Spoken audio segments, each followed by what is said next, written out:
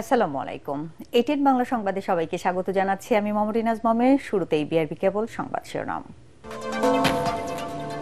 জাহাঙ্গীরনগর বিশ্ববিদ্যালয়ের কেন্দ্রীয় শিক্ষার্থী সংসদের ভিপি নির্বাচিত হয়েছেন স্বতন্ত্র প্রার্থী আব্দুর রশিদ জিতু। জিএস, এজিএস সহ ২১ পদে শিবির সমর্থিত প্রার্থী জয়ী। নির্বাচিত সবাইকে নিয়ে দলমত নির্বিশেষে জাহাঙ্গীরনগর বিশ্ববিদ্যালয়ের উন্নয়ন করার প্রত্যয় ভিপি আব্দুর রশিদ জিতুর। শিক্ষার্থী বান্ধব ক্যাম্পাস গড়ার অঙ্গীকার জিএস মাঝহারুল ইসলামের। শুধু একটি নির্বাচনের মাধ্যমে গণতন্ত্রের উত্তরণ সম্ভব নয়, আলী রিয়াজ। সংবিধান সহ সব সংস্কার এখনই বাস্তবায়নের দাবির পেছনে ভিন্ন উদ্দেশ্য আছে, অভিযোগ সালাউদ্দিন আহমেদের। ব্যবসায়ীদের অন্ধকারে রেখে সরকার এলডিসি গ্র্যাজুয়েশনে যাচ্ছে, অভিযোগ ব্যবসায়ীদের। দেশের অর্থনৈতিক বিপর্যয় মোকাবেলা করেছে অন্তর্বর্তী সরকার, দাবি প্রধান উপদেষ্টার বিশেষ সহকারীর। এবং চলে গেলেন লোকসঙ্গীতের বরেন্দ্র শিল্পী ফরিদা পারভিন, সঙ্গীতাঙ্গনে শোকের ছায়া।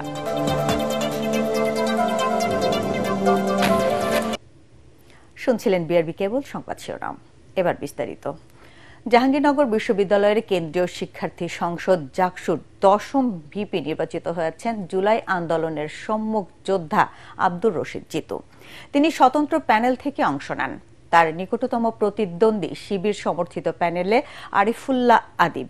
ভিপি না পেলেও ডাকসুর পর জাকসুতেও ব্যাপক বিজয় পেয়েছে ছাত্র শিবিরের প্যানেল।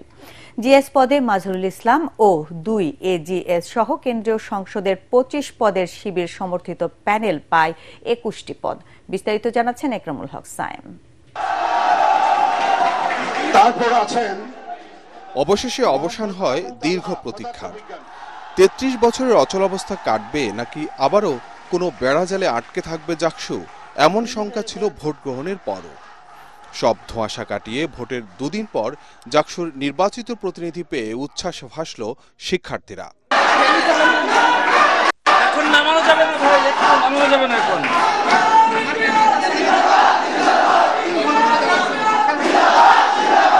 জাহাঙ্গীরনগর বিশ্ববিদ্যালয় কেন্দ্রীয় ছাত্র সংসদ জাকসুর ১০ম ভিপি নির্বাচিত হন জুলাই আন্দোলনের সম্মুখ যোদ্ধা আব্দুর রশিদ জিতু। স্বতন্ত্র প্যানেল থেকে নির্বাচনে অংশ নেন তিনি। তার নিকটতম প্রতিদ্বন্দ্বী শিবির সমর্থিত প্যানেলের আরিফুল্লাহ আদিব। ভিপি না পেলেও ডাকসুর পর জাকসুতেও ব্যাপক বিজয় পেয়েছে ছাত্র শিবিরের প্যানেল। জিএস ও ২ এজিএস সহ কেন্দ্রীয় সংসদের ২৫ পদের মধ্যে শিবির সমর্থিত প্যানেল পায় ২১টি পদ। জিএস পদে মাঝহারুল ইসলাম, এজিএস ছাত্র পদে ফেরদৌস আল হাসান এবং এজিএস ছাত্রী পদে বিজয়ী হয়েছেন আয়েশা সিদ্দিকা মেঘলা।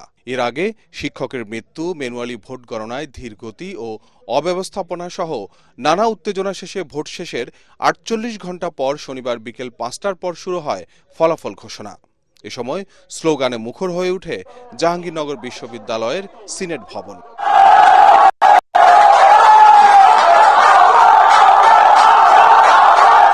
আনুষ্ঠানিক ফলাফল ঘোষণার শুরুতে ভোট গ্রহণ কর্মকর্তা বিশ্ববিদ্যালয়ের শিক্ষক জান্নাতুল ফেরদৌসের মৃত্যুতে ১ মিনিট নীরবতা পালন করা হয় ফলাফল ঘোষণা কক্ষে। আমরা ১ মিনিট নীরবতা পালন করছি এই মুহূর্তে। আমি সকলকে সহযোগিতা করার জন্য অনুরোধ করছি। ১ মিনিট নীরবতা পালনের কর্মসূচি শুরু হলো।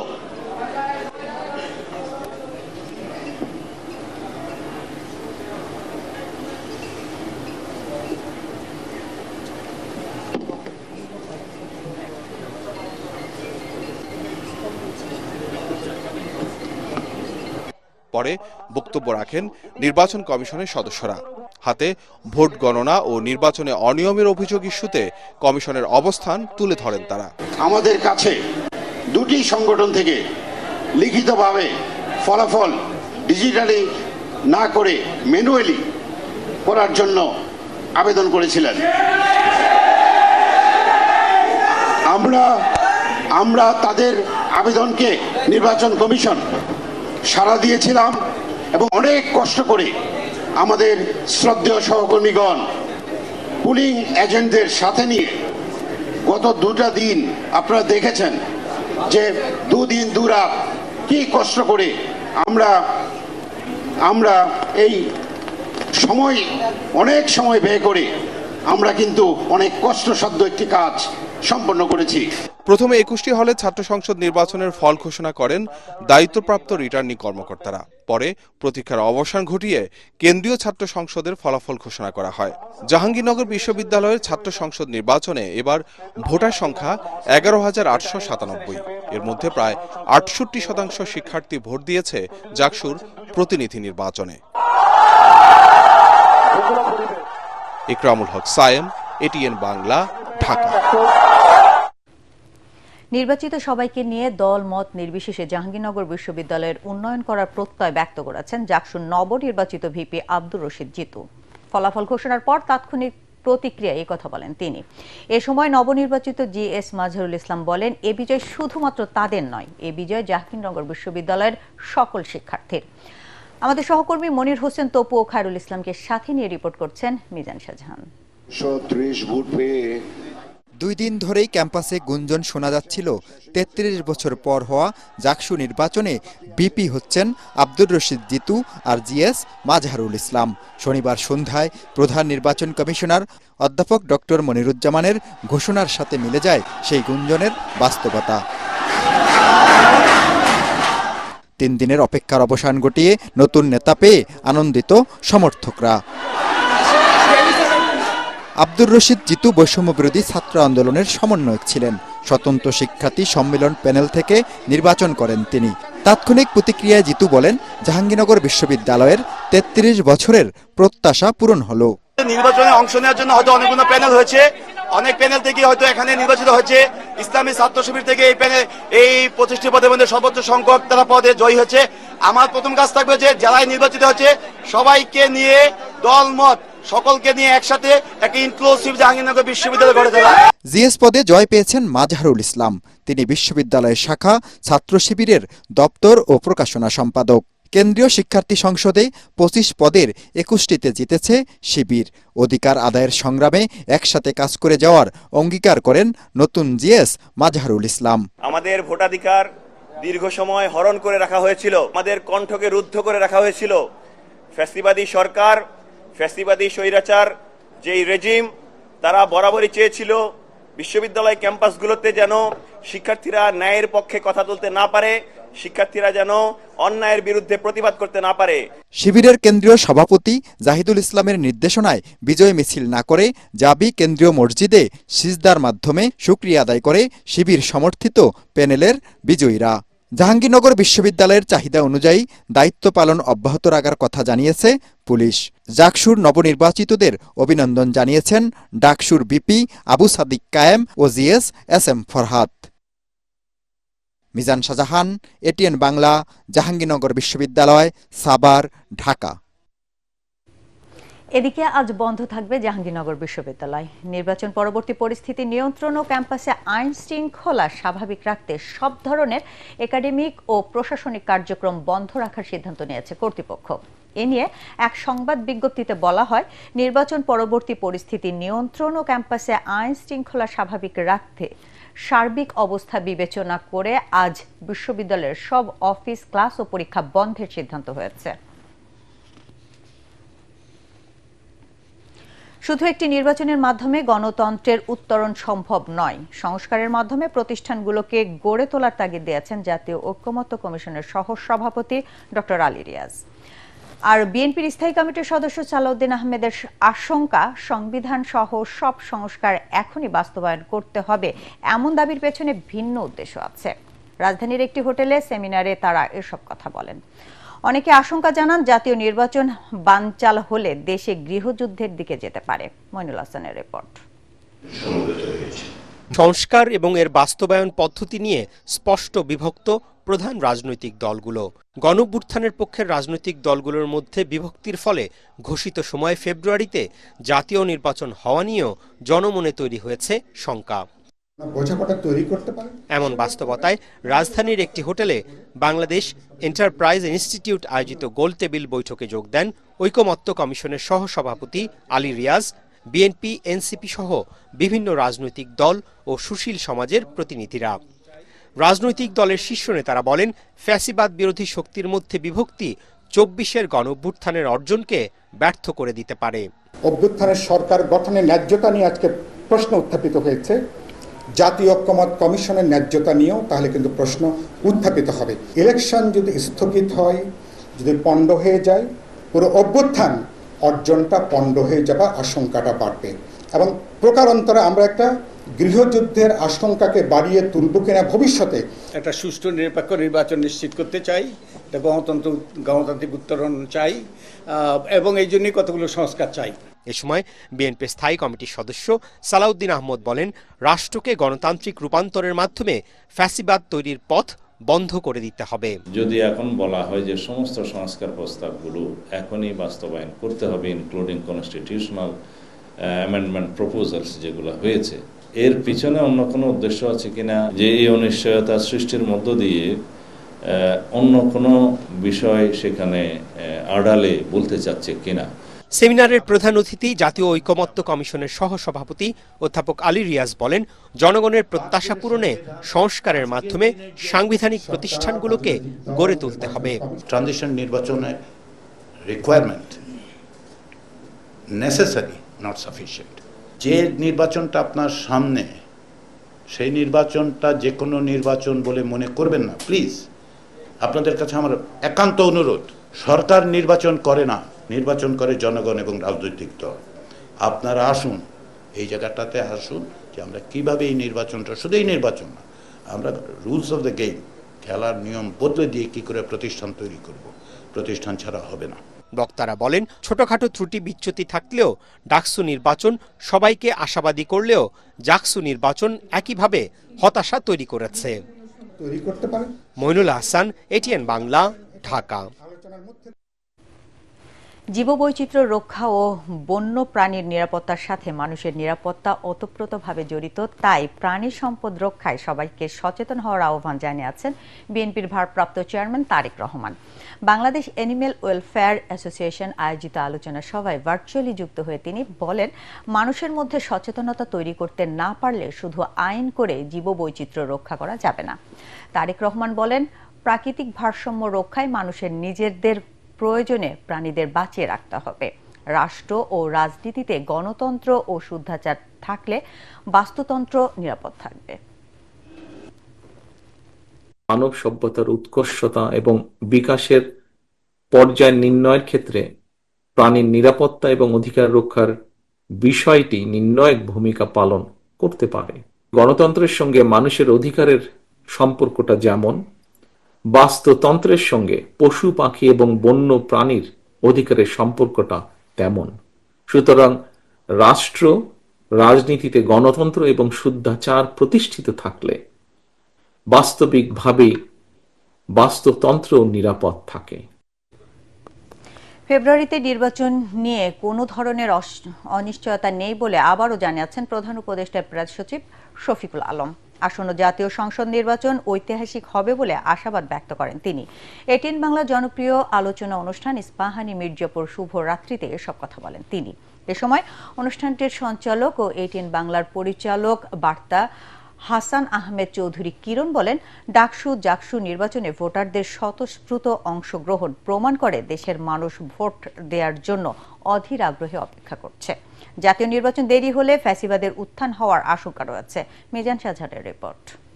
ডাকসু জাকসু নির্বাচনের সাম্প্রতিক রাজনৈতিক যে বিষয়গুলো নিয়ে আমরা চলমান যে রাজনৈতিক ইস্যু সেগুলোর কথা বলবো আমাদের সাথে। এটিএন বাংলার নিয়মিত আয়োজন ইস্পাহানি মির্জাপুর শুভরাত্রিতে অতিথি প্রধান উপদেষ্টার প্রেস সচিব শফিকুল আলম। তিনি বলেন, ডাকসু জাকসুর প্রভাব 5 মাস পর হতে যাওয়া জাতীয় সংসদ নির্বাচনে পড়বে কিনা তা নিয়ে বলার সময় আসেনি। তবে নির্বাচন যে ফেব্রুয়ারিতে হবে এবং তা হবে উৎসব মুখর, এ বিষয়ে কোনো সন্দেহ নেই। ইলেকশন তো করে পলিটিক্যাল পার্টিগুলো। আমরা গত 13 মাসে পলিটিক্যাল পার্টিদের যথেষ্ট ম্যাচুরিটি আমরা দেখেছি। তারা আমরা দৃঢ় বিশ্বাস, তারা দেখেন প্রত্যেক এক একটা ইস্যু আছে তারা কিন্তু ভালোভাবে হ্যান্ডেল করছে এবং আমরা মনে করি যে এই যে 2-1 দিনের মধ্যে যে সনদের বিষয়ে একটা কনক্লুসিভ একটা কিছু একটা হবে। তিনি বলেন, সরকার ভারত সহ সকল প্রতিবেশী রাষ্ট্রের সাথে সুসম্পর্কে বিশ্বাসী। ভারত আর বাংলাদেশ তো পাশাপাশি থাকবে সারা জীবন। তো ফলে আমরা চাই যে তার সাথে আমার একটা ভালো পার্মানেন্ট সম্পর্ক তৈরি হোক। আমরা চাই আমাদের যারা পাশের নেইবার আছে সবার সাথে ভালো সম্পর্ক করতে। আওয়ামী লীগ আমলের নিষ্ঠুরতার প্রসঙ্গ টেনে শফিকুল আলম বলেন, লক্ষ্মীপুরে জামায়াত নেতা ডাক্তার ফয়েজ আহমেদকে হত্যাসহ দেশে নির্বিচারে গুম খুনের মাধ্যমে ভয়ের পরিবেশ তৈরি করে দৈত্য দানবে পরিণত হয়েছিল আওয়ামী লীগ। আমাদেরকে ভয়ের পরিবেশে রাখতো বলে ওরা একটা দৈত্য দানব হয়ে গেছিল, আমরা ভয় পেতাম। ডাক্তার ফয়েজ আহমেদ এটা মানে পুরো লক্ষ্মীপুরের উনি হচ্ছেন জুয়েল, সবাই তাকে শ্রদ্ধা করত। ওনাকে এসে রাত্রে কি জন্য দোতলা 3 তলায় ছাদে নিয়ে গেছে, নিয়ে ওইখানে গুলি করছে, করে ওই গুলিতে মেরে ওনাকে ওইখান থেকে লাশ নিচে ফেলে দিছে। ফেলে দেওয়ার পরে আবার এসে নিচে যখন এসে আবার দেখতেছে যে উনি তখনও বেঁচে আছেন, নড়াচড়া, ওইখানে আবার গুলি করছে। অনুষ্ঠানের সঞ্চালক এটিএন বাংলার পরিচালক বার্তা হাসান আহমেদ চৌধুরী কিরণ বলেন, ফ্যাসিবাদ বিরোধী সব পক্ষের ঐক্যবদ্ধ থাকা জরুরি। ভবিষ্যতে যারা ক্ষমতায় আসবেন, যারা সরকার গঠন করবেন, জনগণ যাদেরকে ভোট দিবেন, তারা যাতে কোনোভাবে অতীত থেকে শিক্ষা গ্রহণ করতে ভুলে না যান, তারা যাতে কোনোভাবে বাংলাদেশের এই জুলাই বিপ্লবের কথা ভুলে না যান, তারা যাতে অতি সম্প্রতি ঘটে যাওয়া নেপালের যে ঘটনা, সেই ঘটনা ভুলে না যান। দেশে যাতে আর 1-11-র মতো পরিস্থিতি তৈরি না হয়, সেজন্য সব রাজনৈতিক দলকে যৌক্তিক ইস্যুতে ছাড় দেওয়ার পরামর্শ হাসান আহমেদ চৌধুরী কিরণের। কোনো ভয় সংস্কৃতি নয়, আমার গণতন্ত্র মনস্ক হয়ে গণতন্ত্র। মিজান শাহজাহান, এটিএন বাংলা, ঢাকা। দেশের মানুষকে ভালোবেসে, দেশের মানুষ। ব্যবসায়ীদের অন্ধকারে রেখে সরকার এলডিসি গ্র্যাজুয়েশনে যাচ্ছে বলে অভিযোগ করেছেন ব্যবসায়ীরা। যদিও এলডিসি গ্র্যাজুয়েশন সরকারের হাতে নেই বলে জানান প্রধান উপদেষ্টার বিশেষ সহকারী ডক্টর আনিসুজ্জামান চৌধুরী। বলেন, দেশের অর্থনীতিকে বিপর্যয় থেকে রক্ষা করেছে অন্তর্বর্তী সরকার। এ অবস্থায় সরকারি বেসরকারি পর্যায়ে খোলামেলা আলোচনার পরামর্শ অর্থনীতিবিদদের। শারফুল আলমের রিপোর্ট। স্বল্পোন্নত দেশের তালিকা এলডিসি থেকে উত্তরণে জাতিসংঘের সব শর্ত পরপর 2বার পূরণ করেছে বাংলাদেশ। নানা প্রক্রিয়া ও একাধিক মূল্যায়ন শেষে 2026 সালের নভেম্বরে এলডিসি থেকে বের হয়ে আসবে বাংলাদেশ, এমন সিদ্ধান্ত জাতিসংঘের।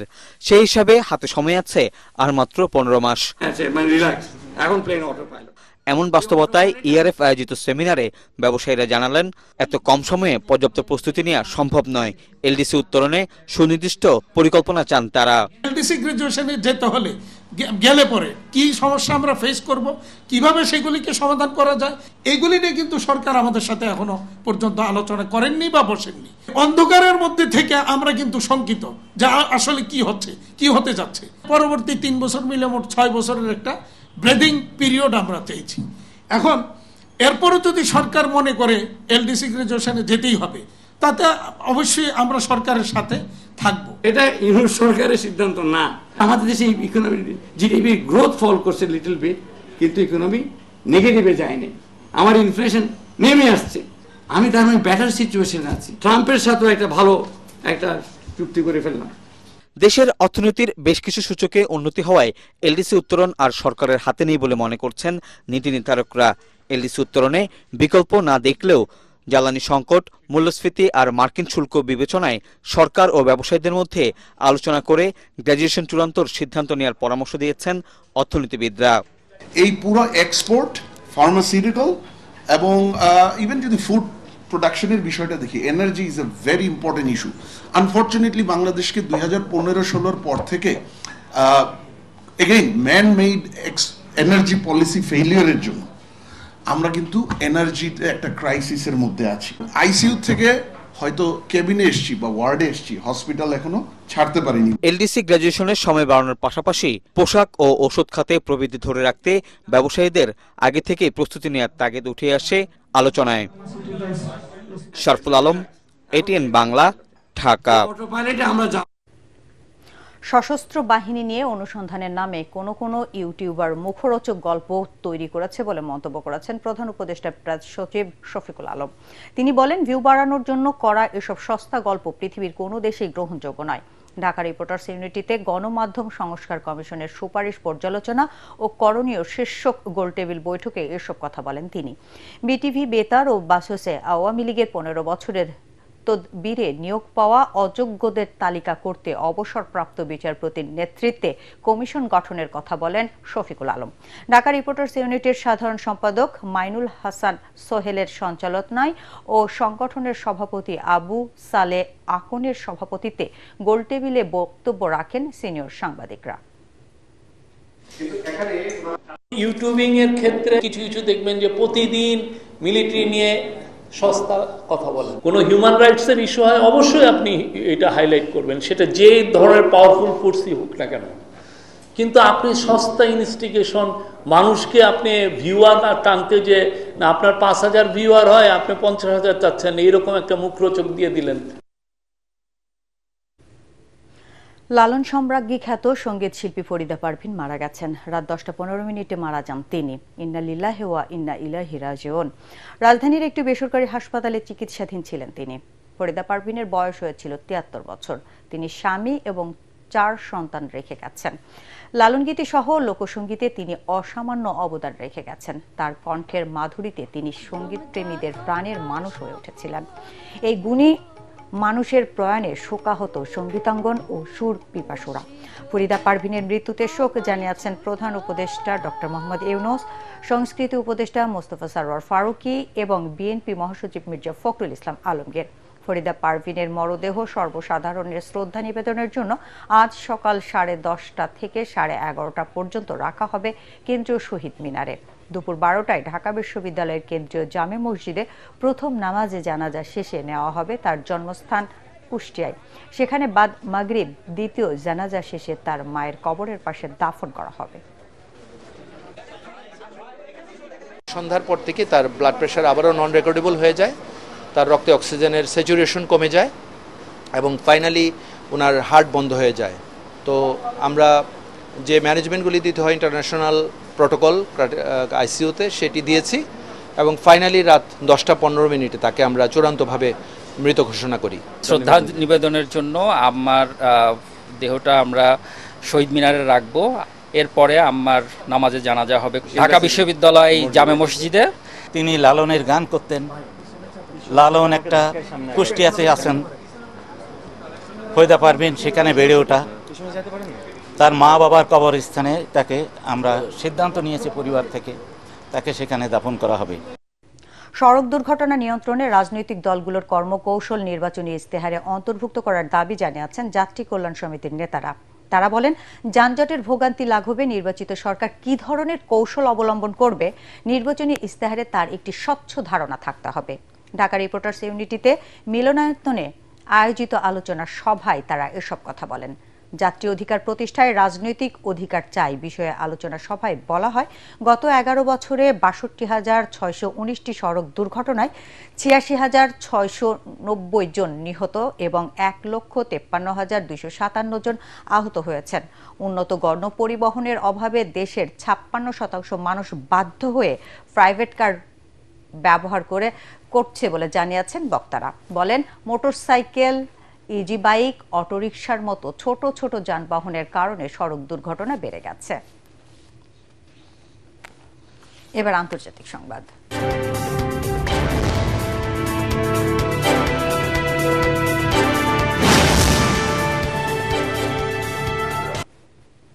নেপালে অন্তর্বর্তী সরকারের প্রধানমন্ত্রী হিসেবে শপথ নিলেন দেশটির সাবেক ও প্রথম নারী প্রধান বিচারপতি সুশীলা কার্কি। শপথের পর প্রথম বৈঠকেই নেওয়া হয়েছে বেশ কিছু গুরুত্বপূর্ণ সিদ্ধান্ত। রাজনৈতিক অস্থিরতার মধ্যে পার্লামেন্ট ভেঙে দিয়ে আগামী বছর 5 মার্চ নির্বাচনের তারিখ ঘোষণা করেছে দেশটির নির্বাচন কমিশন। বিস্তারিত জানাচ্ছেন জাহিদুল আলম। নেপালের নতুন অন্তর্বর্তী সরকার হিসেবে শপথ নিলেন সুশীলা কার্কি। জেনজি আন্দোলনের জেরে প্রধানমন্ত্রীর পদত্যাগের পর দেশটির প্রথম নারী হিসেবে অন্তর্বর্তীকালীন প্রধানমন্ত্রীর দায়িত্বভার তুলে নিলেন সাবেক এই বিচারপতি। এ সময় প্রেসিডেন্টের বাসভবনের সামনে জড়ো হন শত শত মানুষ। কার্কি প্রধানমন্ত্রী নিযুক্ত হওয়ায় উচ্ছ্বাস প্রকাশ করেন তারা। শপথের পরেই কার্কির নেতৃত্বে অনুষ্ঠিত হয় প্রথম জরুরি বৈঠক। এতে জানানো হয় ভেঙে দেয়া হয়েছে বর্তমান সংসদ। এছাড়া প্রয়োজন অনুযায়ী ধাপে ধাপে মন্ত্রী যুক্ত হবেন অন্তর্বর্তীকালীন সরকারে। পাশাপাশি সাম্প্রতিক দমন পীড়ন ও আন্দোলনের ঘটনাগুলো তদন্ত ও দুর্নীতির বিরুদ্ধে কড়া পদক্ষেপ নেয়ারও আশ্বাস দেয়া হয়। বৈঠকে 2026 সালের 5 মার্চ ভোট আয়োজনের সিদ্ধান্ত অনুমোদন করেন রাষ্ট্রপতি। তবে অন্তর্বর্তী প্রধানমন্ত্রী কার্কির নেতৃত্বে এই নির্বাচন সফলভাবে সম্পন্ন হবে কিনা সেদিকে এখন নজর রাখছে প্রতিবেশী দেশগুলো সহ গোটা বিশ্ব। জাহিদুল আলম, এটিএন বাংলা। এবার খেলার খবর।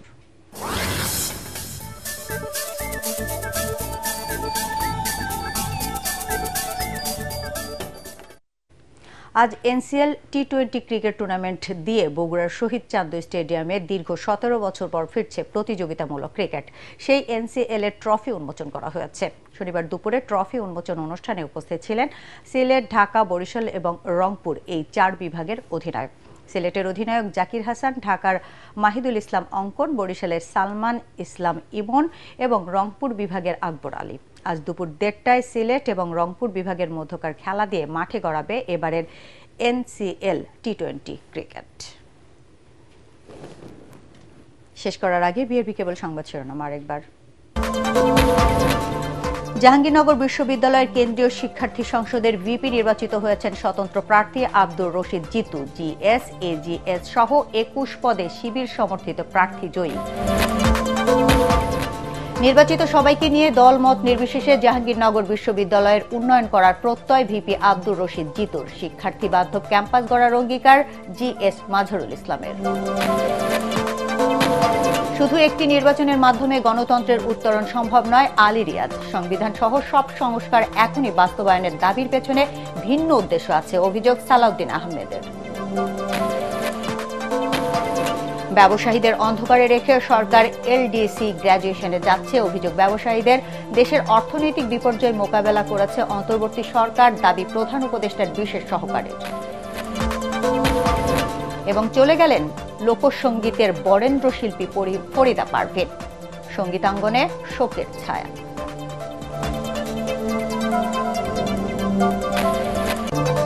দর্শক, পরবর্তী সংবাদ দেখার আমন্ত্রণ জানিয়ে এখনকার মতো শেষ করছি। এটিএন বাংলা সংবাদ ইউটিউবে দেখতে ব্রাউজ করুন youtube/ATN Bangla News। ধন্যবাদ।